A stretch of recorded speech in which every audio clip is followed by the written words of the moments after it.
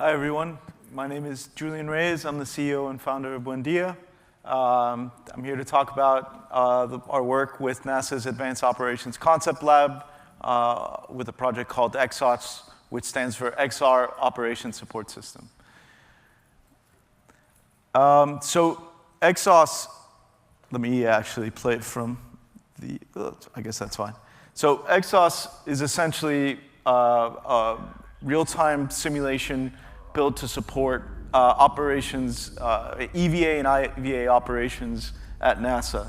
And so what we built is essentially a simulator for multi-user environments on the Moon and Mars so that these teams can start to prototype and develop concepts that would be featured or used on the Moon. And so this video here kind of encapsulates a lot of the work that we've been doing and the integration with Cesium Moon as well, where we've been able to overlay tiles of high-resolution data for the lunar sites relevant to the Artemis landing or the Artemis mission. We have full-body motion capture in these multi-user environments. So, and along with tooling that they would be using on the surface of the Moon, these interactive tools are you're able to perform different types of activities on the surface of the Moon, such as using a spectrometer or a drill and deploy equipment, interact with rocks and other scenarios that astronauts would encounter. We use omnidirectional treadmills to be able to allow astronauts to walk on the surface, calculating distance traveled. We worked with some of the LTV lunar terrain vehicle providers to add simulations of rovers, pressurized and unpressurized. That was Astrolab's rover right there, and then you see the pressurized rover, which is NASA's multi-mission space exploration vehicle. You have overlays of holographic maps that let you set waypoints, exploration of lava tubes, as well as AI-embedded support systems that help guide the astronauts through their procedures. You can see there's a waypoint system that the AI guides you with to perform the different types of activities. Here, we're demonstrating a power station repair scenario. You'll see a step-by-step guide on how to position the pet drill and unscrew the bolt securely. Let me know if you need any additional help. So it guides the user through those scenarios themselves.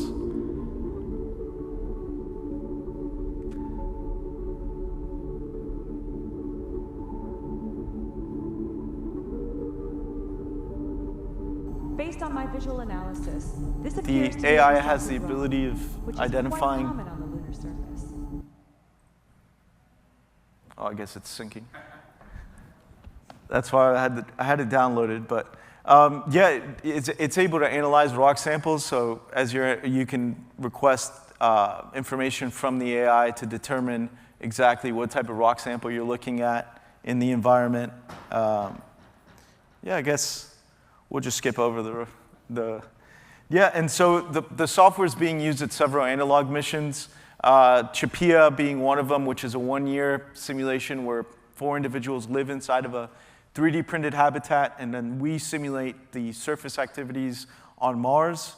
And then also HERA, which is another inflatable habitat that does monthly sessions where individuals live inside of those habitats, and then we also run the software there as well. Apache is another group that we work with. They're focused on evaluating human performance inside of these environments. So when you saw the omnidirectional treadmill, they evaluate biometric data captured from EVA traverses over long distances, heart rate, and metabolic function and eye tracking inside of these environments, and as well as CO2 production.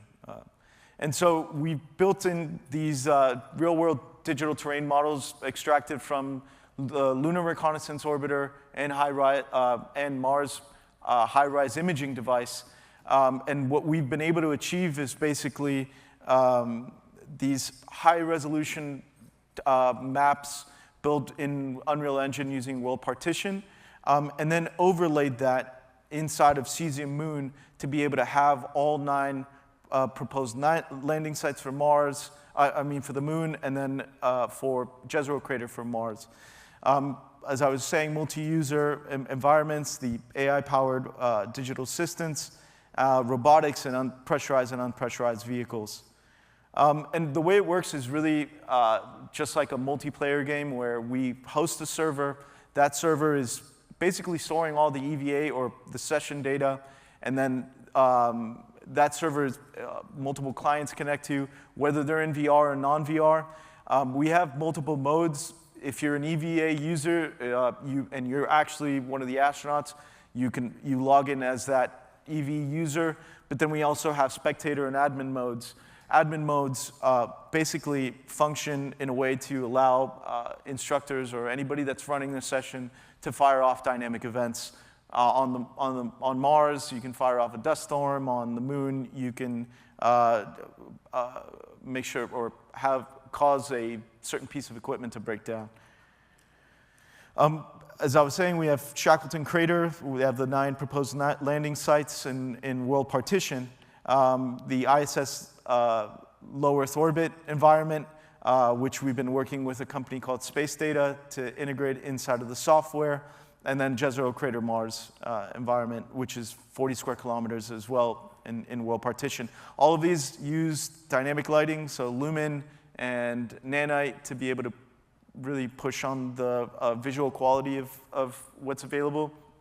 As I was saying, there's these 3 modes: EVA and IVA operations, robotics, an AI support system, and then the Wizard of Oz admin mode, which allows people to fire off those dynamic events.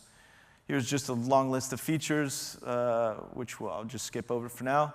And yeah, the integration of Cesium Moon has been a huge impact on us. We were actually about to start to develop this on our own, which was a pretty monumental challenge to be able to take that on ourselves. And we found out that actually Cesium was developing a moon terrain component, so it kind of fit in really nicely with what we were already working on, which were these world partition tiles that were split into these 2 different types. Synthetic procedural, where we're applying photogrammetry from lunar analog sites and Apollo-era image photogrammetry. And a ground truth data version, which is unmodified, to be able to provide those to NASA teams that need that level of accuracy. Here are the 9 proposed landing sites. So we have usually world partition with nanite tessellation is limited to 4 square kilometers. So we have these smaller sections that are much higher resolution that are around 4 square kilometers. But we do have others that are 40 to over 100 square kilometer areas using world partition as well. And they range from about 1 to 5 meter per pixel. And we're working with teams inside of NASA as well to improve that further, where they're developing algorithmic models for distribution of craters inside of the environment to push beyond those limitations that are available with LRO. Here are some screenshots of the photogrammetry that we've scanned, and this is actually in Hawaii in the Kailua 1974 volcanic lava flows. So those match some of the geology that you would see on the moon, and then we bring those into Unreal Engine and overlay that to create that level of fidelity. Yeah, more screenshots, which some of them you saw in the video as well. Tooling, so we do a lot of repairs. The integration of the AI agent. Heads-up displays where we have waypoints and mapping, and the AI capabilities that we're continuing to develop. Here's some shots of Mars, which you didn't get to see in the video. And then we're also working with some of the people who are concepting what future habitation looks like on the moon and Mars. This is actually Hassel's design for Mars 3D printed habitat that was one of the selected winners for NASA's Centennial 3D Printed Challenge on habitats.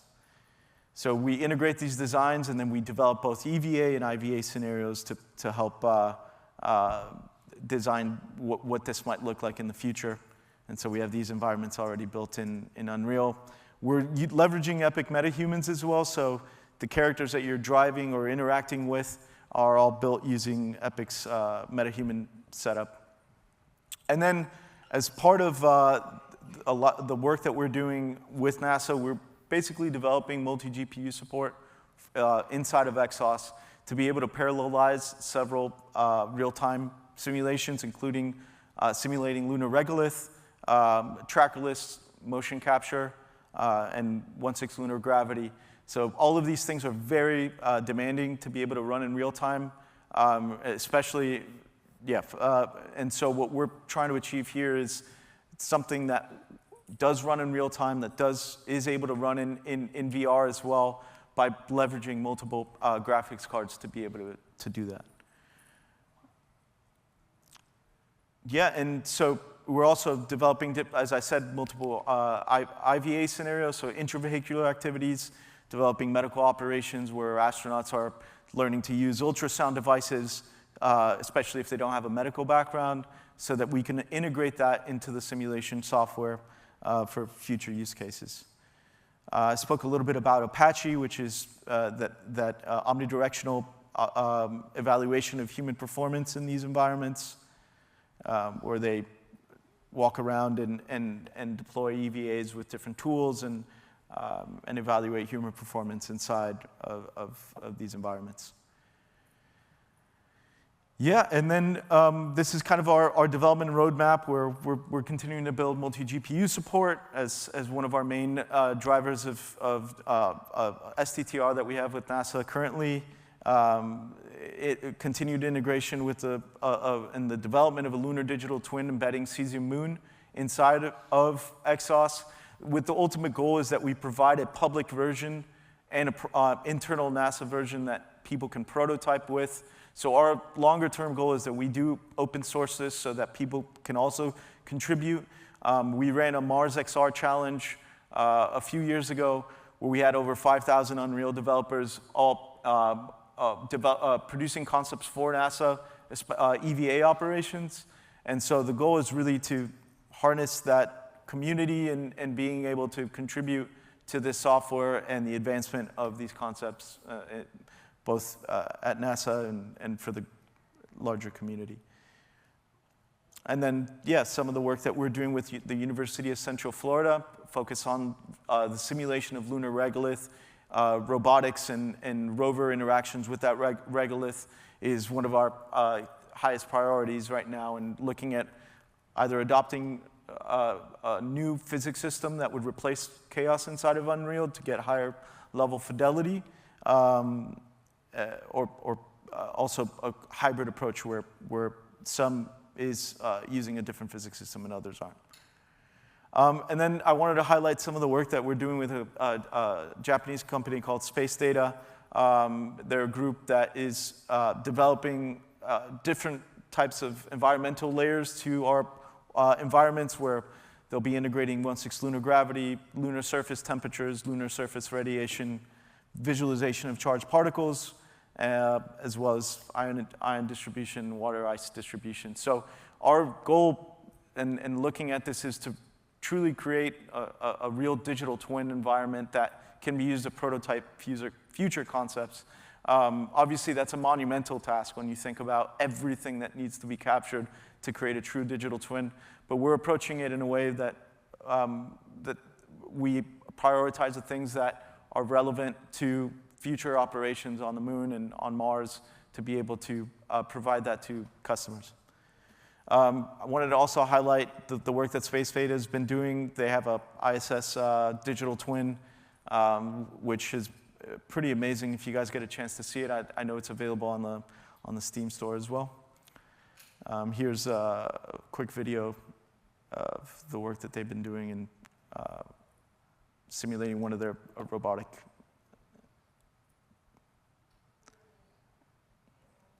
Yeah, and as I said, I think for us, it's really about building a platform that helps prototype what the future of human spaceflight looks like. I think that's pretty much it. Thank you.